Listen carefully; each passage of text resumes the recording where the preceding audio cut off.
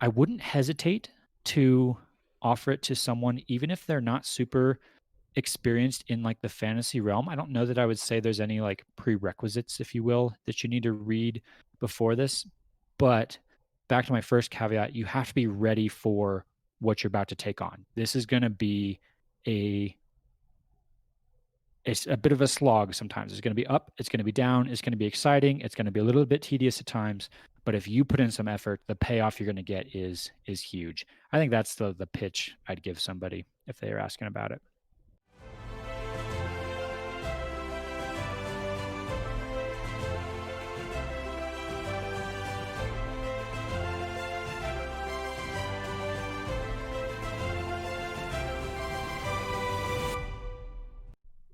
All right. General impressions of the book. Let's just talk generally. We'll kind of go from point to point pretty fluidly. How are we feeling about The Way of Kings? Elliot, you can start. I will say I think it lived up to the hype. This I had pretty high expectations coming in this book, not just from you, Trevor, but just from the general reputation that Brandon Sanderson has built for himself at this point. I had heard of him as an author. I've never read anything else of his, but just he's very much the hype author right now, I feel like, and a lot of people are really excited about his work, and so that almost made me a little nervous going into this book because I really didn't want to be disappointed. I knew you really love this book. I know a lot of other people do, and I really, really wanted to like this book. I was nervous I wouldn't, but I was not disappointed. I was not disappointed at all. This book lives up to it. There were really compelling characters, there were really exciting storylines, there were tons and tons of little nuggets to find and explore and discover. And I think above all, the the overall theme, the story, the moral, if you will, of the whole story was one that was really honorable and one that was worth reading. And that brought it to a level of a book of like, okay, this is a book that makes a difference in my life when I read it, and it's going to be worth reading not just once but multiple times. And so, yeah, I thought it was fantastic. Paul? I also thought it was great. So, as someone who's not read a ton of books, like I'm not the biggest bookworm, Mm-hmm. I will say the only thing that was really going against me for this whole book was it felt like it had a slow start, mostly with the Shalon chapter. Like the Caledon, I think throughout is always like exciting. He's always in these crazy situations, and you can't wait to see what's next. Um, like Trevor said before, the Shalon chapter like can seem slow, especially if you're invested in the Caledon story, and that's how I felt. So getting into the book, especially since the hook comes later, was a little hard.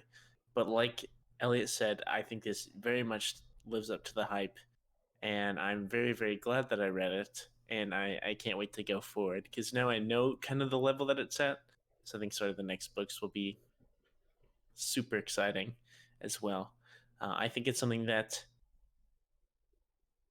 also, as another note, um, there's plenty of deep stuff here that no matter how inquisitive you are or how much you want to look into things, there's going to be rewarding stuff for you to find. But also for someone who may want to take things more surface level, it's a very, very exciting story. So I think it does a great job of working both sides of that. It's my favorite book. It might be rivaled with Oathbringer, but I mean, I've just read The Way of Kings, so I'm on the end of the book high, so it's my favorite book right now. I really love this series. And I suppose, oh man, it's so great. Because when I started reading it, I was just after the exciting story, and boy, did I get it. And then as I've reread it multiple times, and I'm looking for more of those deeper things to go into. There's just more and more to pull out of it. Um, I suppose comparing it to my favorite book, which is The Lord of the Rings, every year that I pick up The Lord of the Rings, I just get giddy and I just grin because I just love reading that book. And I don't have quite the same feeling for this series or for this book, but for the series as a whole. It's just so much fun. Yeah. And I do really love this book, and Caledon's story within this book is very meaningful to me. I've always had a contradiction in my head when it comes to The Way of Kings. Whenever somebody asks me what Brandon Sanderson book to pick up first, I really, really want to say The Way of Kings. I desperately want to say The Way of Kings because I think it's his best work. I really do. I think it's his best work. However, it's huge. It's intimidating. It's 1,200 pages. It's a brick. And it's a great brick. I would recommend this to anyone and everyone. But if you're not super invested yet, it's not easy to get into. So and I think Tim can weigh in on this as well. When it comes to The Way of Kings, do you recommend The Way of Kings to people, or do you recommend Mistborn or Elantris? Tim, where would you start with the Cosmere without too many spoilers? Yeah, for sure. It depends on, one, if I know the level of the type of books that they like to read. So if they've read The Wheel of Time, 100% I'd recommend just start it The Way of Kings, because they can handle it and they're really going to enjoy it. But for most people, I generally say start with Mistborn Era 1. If you really like that, you can go into The Way of Kings. But like, if you really like that and you decide you're committed to this Cosmere thing, I'd say read all the other books before. I've Interesting. not yet said that to someone because I've not yet met someone who's like, yeah, I really like this. And like put that payoff off. But usually I'll recommend read Mistborn. If you like that, try Way of Kings. And if you like that, continue and expand into the rest of the Cosmere. So for you two firsties over here, The Way of Kings as an individual book, because that's all you guys have read, who would you recommend this to, and why? So this ties into a little bit of what I want to talk about the length of the book, like you're mentioning. I would recommend this to any reader who is ready to get invested. I think that this book requires a bit of effort from the reader. It's not something you can pick up and just casually read your way through, because if you do that, one, you're going to miss out on a lot of the good parts of the book. I think a lot of the goodness of the book is a bit of a layer deeper, and so you have to pay attention. You have to dig a little bit to find it. And so if someone's just looking for like a book to read on holiday, they're heading off on vacation, they need to read a book, 2 weeks in a hotel room. This is not that book. Do not pick up The Way of Kings to do that. But if you're looking for that next big adventure, if you're looking for something that you can really pour some effort into and get a ton out of, this is the book. I wouldn't hesitate to offer it to someone, even if they're not super experienced in like the fantasy realm. I don't know that I would say there's any like prerequisites, if you will, that you need to read before this. But back to my first caveat, you have to be ready for what you're about to take on. You have to understand, I am jumping into, this is going to be it's a bit of a slog sometimes. It's going to be up, it's going to be down, it's going to be exciting, it's going to be a little bit tedious at times. But if you put in some effort, the payoff you're going to get is huge. I think that's the pitch I'd give somebody if they are asking about it. Paul, you don't read terribly that often, so from that perspective, how would you recommend this book? For sure. And what Elliot was saying, like kind of tagging on that, it very much is something that you have to be ready to get invested. Like I said, if you are into anything deep, especially lore wise, with whatever games, shows, movies, books, this is for you. I also, my initial thought was I would not recommend this to someone who doesn't like fantasy genre or hasn't read it. But after I thought about that a little bit, I disagree. I don't think, like Elliot said, I don't think there's any like prerequisites or you have to already be a fan of the genre to get into this, because it is pretty normal. I mean, there's a lot of crazy stuff in Roshar, but it's a really good mix of like reality and mythical elements that I think would be exciting to anyone, not just someone who's a big fantasy nerd or something like that, you know. Mhm. So I think it would like be good for a big general audience, but yeah, the biggest thing is it's kind of a marathon rather than a sprint. I think the number one person I would not give this book to is someone who's a skeptic of the fantasy genre. I don't think this book would be good evangelism, if you will. If you someone to epic fantasy, this is probably not the best place to start. And I think that's mostly just because it starts fairly slow. You have to get quite a ways into it before you really get some of the first excitement. And you have to get a ways into it, halfway through the book before you really get to the exciting stuff. And so I would probably hand a book that's a lot faster moving to someone if I'm really trying to like change their mind about the fantasy genre. But if they're open minded at all to fantasy and they have maybe even a little bit of experience, yeah, dive in all the way. Way of Kings. Yeah, we've said it before, and we'll certainly be saying it quite a bit. Is Brandon Sanderson is a master of payoff. That last quarter, and as his fans say, the Sanderlanche, the avalanche of knowledge and reveals at the last quarter of the book. He's great at it. That's what he does. You put the Sanderson signature on it. You know the final act of the book is gonna be great. But you have to get there first. All of it has to mean something in order for it to be great. So you have to set it up first, and there's certainly quite a bit of setup in this book. Now's probably the best time to ask my question. Jumping right to the length of the book itself. What do you guys feel about the length? What is your opinion on this? Do you think it's too long? Do you think it's too short? What are your thoughts on the massive length of this work? I love the inflection of your voice, because could anyone assume that this would be too short of a book? But like, even after all of this entire book, how many questions do you still have, Elliot? What, 50 some? We'll get there. It's close to 50. You're right. So there's still plenty of content that could still be in this book.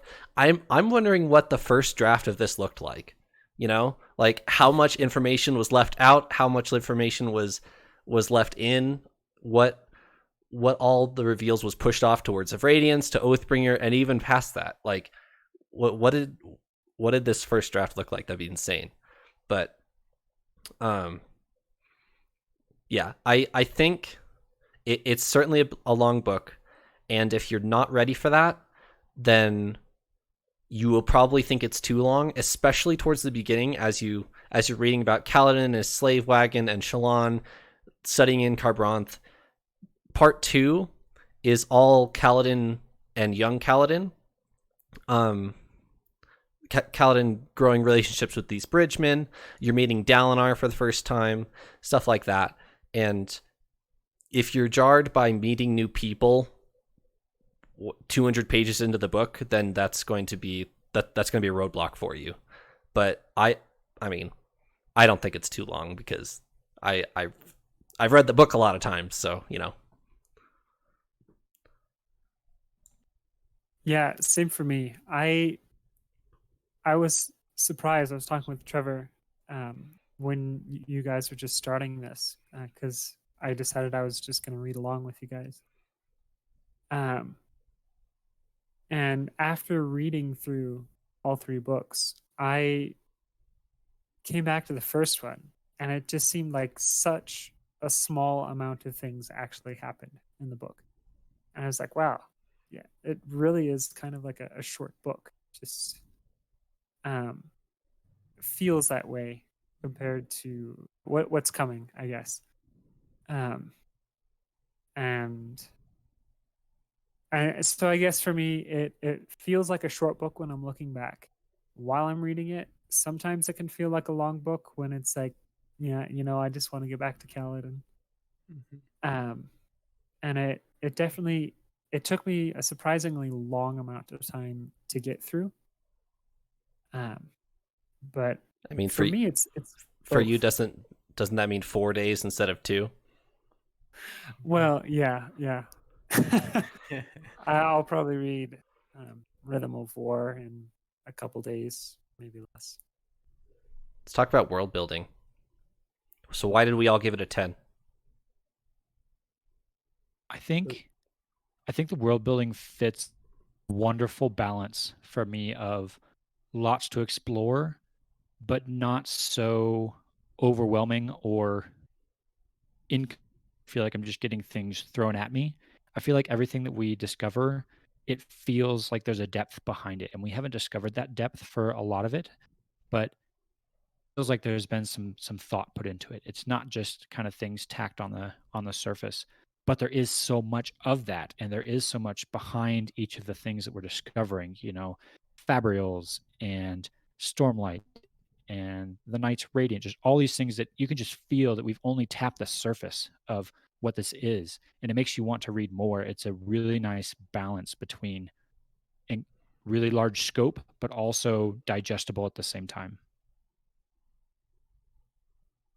I really loved how throughout this book we learn so much about the world, and there's so many different mechanics and crazy things. Um, but it never feels too, here's an informational page. At least like the Shalon chapters are the world building chapters, right? So they're slower and we're learning more, but there's still stuff going on, so it never comes to a halt to learn stuff, which is really nice because you learn so much and it's still fluid. I will say though, one thing I just thought of, which may actually bring this down a little bit for me, my rating, is that if I was reading this book and not talking about it with people and kind of noting down information, stuff like that, a lot of this would have gone way over my head. I don't know if that's a bad thing or not, because it is so expansive that maybe it could be a little overwhelming, in all honesty, because there's just tons of stuff, and if you don't really dig into it and know what's going on, it could be a little confusing, I guess. You definitely But have to put a little bit of work in as a reader. That is one drawback I will give the audiobook. I love the audiobook a lot. I really enjoy listening to Michael Kramer and Kate Redding, but there is so much that you can't get on your first time. And if you just listen to the whole thing start to finish without any re-listens or any discussions or anything, you will miss things. And I certainly missed things on my first read through. I'm sure there's still some things in this book that I've still missed. And the only way to do that is kind of what we've been doing, is read it and then go back and reread it, looking for these nuances and smaller things, and then talking about it. I do love the fact that there's a really good high quality audiobook out there of this story, and I haven't heard any of it at all. I really should listen to it sometime because you guys talk it up really well. But I love the fact that there is such a good audiobook of this, because I think there's a lot of readers who simply will not pick up this book because it's so big. There's so many readers that love this kind of stuff, want to read it, but when you hand them this book and say, hey, here, read it, just that one glance at the size and nope, they're not even going to pick it up. That would have been me. It's just that intimidating. And the audiobook is that gateway for all of those people. It's that, oh, well, don't worry about tackling this massive book. Just throw this audiobook on in your car. And it's a fantastic entry point to this storyline. So I love that that's out there. Yeah, that would have been me. I listened, my first 2 reads of the book were listens. at work. So one of the highest praises I've ever read on this book, one of the best reviews I've ever read, is the pleasure of getting to know Roshar as you go and how well that is done. You get to know so many different races. You get to know about Stormlight, about High Storms, about the Stormfather, and like as you read more, you get to learn more. It's a masterclass of world building, honestly. That if I were giving a class on how to world build, I don't know anything about it, but if I were, I would give them this book and be like, I don't really know why this works, but this works, so copy that. Fair enough. What I love about the world building in this book is how seamless it is with the story. And it just seems natural, even though Roshar is like so completely foreign compared to Earth. Everything's completely different, but it all feels natural. Kind of comparing that to when I read the Foundation series, which it's a great series, but it was a very different style of storytelling where it's almost like you're reading the interesting parts of the history book, which is something I enjoy, and so I enjoyed that series. But then I love that The Way of Kings is this in-depth and crazy and exciting, compelling story, and then there's so much world building just slid in there so naturally. All right. Favorite characters from The Way of Kings. I want one answer from each of you on your favorite character. I guess I will start because mine's not going to be a surprise to anyone. Mine is Caledon Storm. He is my favorite character. I resonate with him so much. The journey that he goes on, I could rant for hours about how much I enjoy his journey through The Way of Kings. And yes, Caledon, to no one's surprise. Elliot? Definitely more than one character to love book, but if I had to pick one, I think I'd settle on Dalinar. I just love the storyline, the struggle, the path that Dalinar has to go on, just because it's a little bit different. I really enjoy Caledon's story as well. I think Caledon is fantastic. He's an excellently written protagonist to the story. He is definitely the main character, if you will. But I like that Dalinar is a little bit off the beaten path, but also going on a very important journey. And that's one of struggling with self-doubt, struggling with his task as a leader. How do you lead those? How do you set an example for those that are around you? How do you deal with your identity being shaken, especially for Dalinar at kind of a later age? You know, he's thought he was who he was for decades, and now kind of in maybe the later half of his life, he's having to question, was I really who I thought I was? And having to deal with that and having to move on and get over that, I think was a fantastic journey for me. I really want to know more of where that's going. I really want to know how he's going to handle that going forward. So Dalinar. Oathbringer's Dalinar's book. I'm excited. Tim? Yeah, well, on the outline, you said favorite character, and so I picked one of my favorite characters from the series so far. If I had to pick a favorite character from this book that wasn't Caledon, since you chose Caledon, I'd probably say Syl, because she is a journey from innocence into just realizing what is going on in the world around her. And she handles it remarkably well. But So far. I guess so far, yes, this is true. But the answer that I had for this series is a character called Lift, who you will meet eventually. Lift. And You don't remember him, Elliot? she is. Where's my notes?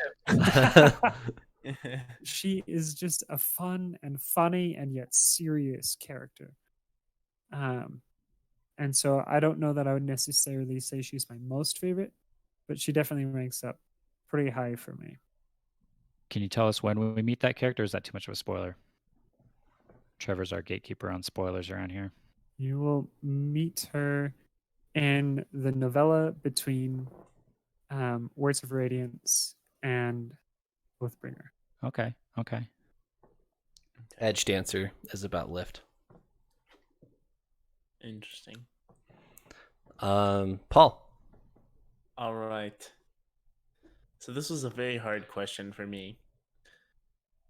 Whenever I was thinking about this, about 8 names ran through my head. I thought about Caledon, Dalinar. I even thought about Shallan as a contender for my top character. Wow. Definitely, Come I a will long way, say Paul. she's not You who I have come a chose. long way, Paul. She's not who I chose, but I will say she probably had about the best growth, or at least in my personal interest in her character Okay. throughout the book. She went from very boring to very exciting. So she's my honorable mention. I'll leave Shallan as my honorable mention. But honestly, this was a very hard question for me because the main characters are great, but in all honesty, I couldn't choose one as my favorite because I don't fully. I was never entirely invested in all the main characters, I guess. Caledon is very well written, so is Dalinar, but they weren't really like appealing to me as my favorite. So I thought a lot about Syl. I thought about Sigzil, Zeth, you name it, like any of the characters, even Navani, like they're all great. And I think that's why I gave characters mostly what gave my characters rating a high score, because I think the secondary characters are outstanding. If I have to choose one, I will go with Zeth, and that is because one, all of his scenes and chapters and interludes in the book are very exciting. He's like the first storyline setting picture we get in the book, I would argue. He's the assassin in white, and he's kind of like epic. He may not be the best guy, but he's definitely who got me most excited throughout the book, as well as he's who I'm most curious to learn about. I feel like we have a good understanding of all the characters so far, for the most part. But with Zeth, I feel like there's still a lot in the dark that we don't know, and largely for that reason, I think he's my favorite character.